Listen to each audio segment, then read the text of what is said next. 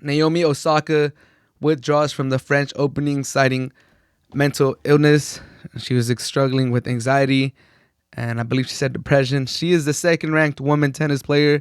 She is the highest paid female tennis player. Before the French Open, she said she didn't want to partake in the interviews because it was bad for her mental health. She was struggling with anxiety. The French Open did not really give her any positive feedback, didn't give her any suggestions, didn't offer any alternatives. And after her first round match, she declined to do interviews, and the French Open replied with threats, with fines, with possible suspensions, and it was gaining a lot of attention. Because of this, Naomi said that she withdrew from the French Open because she didn't want to be a distraction. She never wanted to be a distraction. And I quote, she said, "I think now the best thing for the tournament and the other players and my well-being is that I withdraw so that everyone can get back to focusing on tennis. On the tennis going on in Paris, I never wanted to be a distraction, and I accept that my timing was not ideal and that the message could have been clearer." It's just sad. It was the end. This was in the end of May, and it was the end of mental health awareness. It was Mental Health Awareness Month. And just the way that the French Open went about this was just completely wrong. They completely missed an opportunity to, ingratiate themselves with their fans, with people that struggle with mental illness. Just the threats that they did to her, fining her $15,000, I believe, threatening her to suspend her from the French Open. It was just, in my opinion, is disgusting. I applaud her for withdrawing from the tournament. She's basically the biggest draw in female tennis, and for her, one of the favorites to win the whole thing, to just not care about the money, not care about, the optics or the backlash that she could potentially get from the fans. And let me just say that for the most part, the fans have been on her side, and it's been great to see people take her side and defend her. And it's been great to see other tennis players like Serena and Venus Williams, stand up for her and tell her that, she deserves a hug and she's being brave and all that. That's been great. I think Stephen Curry tweeted about it. It's just been great to see players really take her side. But I completely applaud her for just, because tennis, I'm sure it's her passion. She loves to play tennis. Everybody loves to compete. This is her profession. It must not have been easy to withdraw from a Grand Slam tournament like the French Open. So I applaud her for that. It takes a lot of cojones. It takes a lot of, self-realization. She has done interviews in the past. So for her to take this step at this time, I completely don't even question it. There's people that are questioning it, that are saying that this is a slippery slope. Like, if you let one player not take an interview, then other players are just not going to want to interview, and they could all just say, "Oh, my mental health is not the best, so I don't want to interview," and then you have no one to interview. I think these people are just going to the extreme just to chastise Naomi. I completely believe her. I hope she recovers. I hope she progresses. I hope we get to see her soon. But obviously, like she said at the end of her letter, she'll come back when she feels like she's ready. Take all your time. I know mental illness, mental health is just, it doesn't get the attention that it should get. We don't treat it as a physical injury. We diminish it. We think we could just get over it. I've seen some interview by this news reporter. It was pretty sad. She was basically alluding to the fact that, Naomi should just take a class. Yeah, you might not feel the best, but just take a class or take an instructor who will teach you how to feel better when you're getting interviewed, to just keep your composure and not look at the person interviewing you as your enemy. It's not that easy.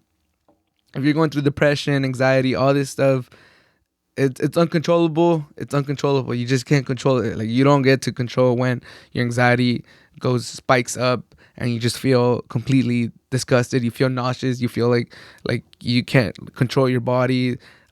I know people that have anxiety, that suffer with anxiety. I know people that suffer through depression. It's so common. One person out of every 8 suffers some type of mental health issue. So there's a lot of ignorant people are just saying like a lot of dumb stuff about what Naomi could have done and how she could have approached this better.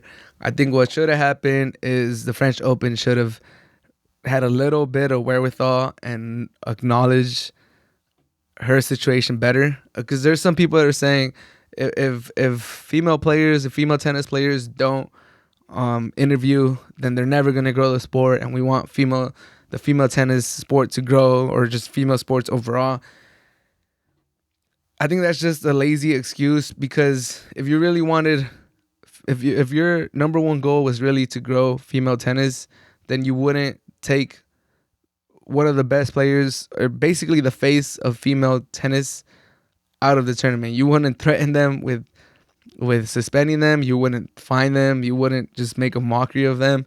You would, if growing the sport is really your main intention, you would accommodate this player, and you would, accommodate, make some changes, ask her, like, all right, maybe you can't do this post-game interview right now. Let us know, maybe in the third round, in the fourth round, in the knockouts round. If you're feeling a little better, can we check back then? And then go just do something. Like, you can't be so rigid. I think the French Open just wants to, flex their muscles, show Naomi who's in charge. And they're being very hypocritical, because the president of the FFT, and it's basically the French Federation of Tennis in French. So the FFT president, Gilles Moretton, he made a statement regarding what was going on in the French Open with Naomi. He said it in French, he said it in English, and then he proceeded to not take questions when the media was there ready to ask him questions. He did not take any questions, and he just left. Super hypocritical. If you could do it, why can't Naomi? Like, just look yourself in the mirror and look at the message you're trying to send.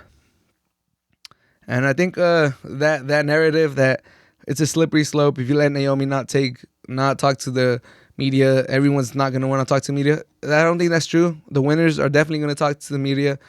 Everybody wants brand deals. Everybody wants to be the face of Nike, the face of Adidas, the face of Babolat.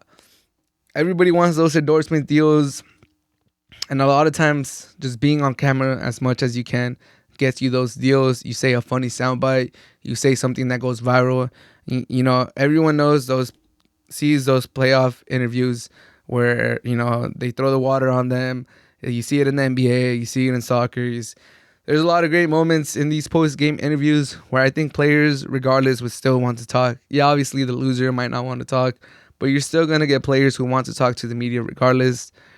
And instead of finding these great superstars, maybe you could set up a way where you incentivize them, where if they do all their interviews for a tournament, then they get some kind of compensation.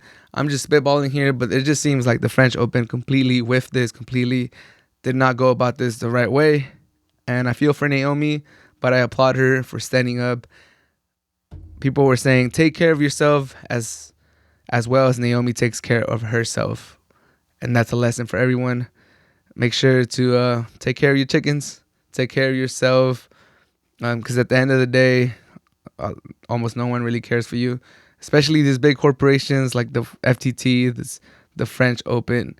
You got to take care of yourselves, everyone. So whoever's listening to this, just make sure that your mental health is on point. And if it's not, take that day off, eat that chocolate.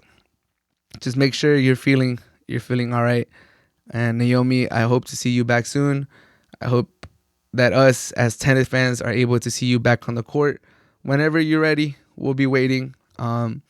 Even if you don't do interviews, I'll be right here ready to see you become one of the best, or take the mantle as the best women tennis player in the world.